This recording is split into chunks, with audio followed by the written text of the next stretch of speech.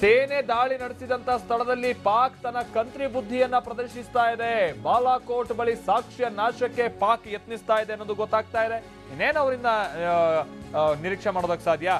ಇದಕ್ಕೆ ತಾನೇ major general Nanjappa ಅವರು ಹೇಳ್ತಾ ಇದ್ರು, ಭಯೋತ್ಪಾದಕರ ಶವಗಳನ್ನ ಬಹುಶಃ ಇವ್ರು ಬೇರೆ ಕಡೆ ಹೋಗಿ ಸುಡೋದೋ ಅಥವಾ ಅಂತ್ಯಕ್ರಿಯೆ ನಡೆಸೋದೋ ಮಾಡ್ತಾರೆ.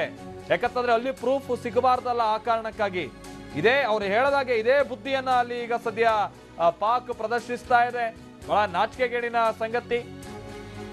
ಮೊನ್ನೆ ಇಮ್ರಾನ್ ಖಾನ್ ಅವ್ರಿಗೆ ಕೇಳ್ತಾ ಇದ್ರು, ಭಯೋತ್ಪಾದಕರು ನಮ್ಮಿಂದ ನಿಮ್ ಕಡೆ ಬಂದಿದ್ದಾರೆ ಅಂತಂದ್ರೆ ಸಾಕ್ಷಿ ಕೊಡಿ, ನಮ್ಮಲ್ಲಿ ಏನಾದ್ರು ಟ್ರೈನಿಂಗ್ ಆಗ್ತಾ ಇದ್ರೆ ಸಾಕ್ಷಿ ಕೊಡಿ ಅಂತ ಹೇಳ್ಕೊಂಡ್ಬಿಟ್ಟು, ಅವರಲ್ಲಿ ಆಗ್ತಾ ಇರೋ ಟ್ರೈನಿಂಗ್ ಅವ್ರ ಕಡೆಯಿಂದ ಬಂದಿರೋ ಭಯೋತ್ಪಾದಕನ್ನ ಅವರೋನು ಅಂತೇಳಿ ನಾವು ಸಾಕ್ಷಿ ತೋರಿಸಬೇಕಾದಂತ ಅನಿವಾರ್ಯತೆ ಇದೆ ನಮ್ಗೆ.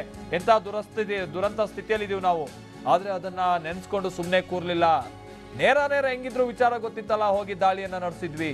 ಆ ದಾಳಿ ನಡೆಸಿದಂತ ಪರಿಣಾಮವಾಗಿ 350ಕ್ಕಿಂತ ಹೆಚ್ಚು ಭಯೋತ್ಪಾದಕರು ಹತರಾಗಿದ್ದಾರೆ. ಈಗ ಪಾಕಿಸ್ತಾನಕ್ಕೆ ಅಂತಾರಾಷ್ಟ್ರೀಯ ವೇದಿಕೆ ಮುಂದೆ ಅಥವಾ ಅಂತಾರಾಷ್ಟ್ರೀಯ ಮಟ್ಟದಲ್ಲಿ ಮಾನ ಉಳಿಸ್ಕೊಳ್ಬೇಕಾದಂತ ಅನಿವಾರ್ಯತೆ ಇದೆ. ಪ್ರತಿಯೊಬ್ರು ಕೂಡ ಯಾರು ಕೂಡ ಅಯ್ಯೋ ಪಾಕಿಸ್ತಾನಕ್ಕೆ ಯಾಕಿಂಗ್ ಮಾಡಿದ್ರಿ ಅಂತ ಪ್ರಶ್ನೆ ಮಾಡೋರಿಲ್ಲ.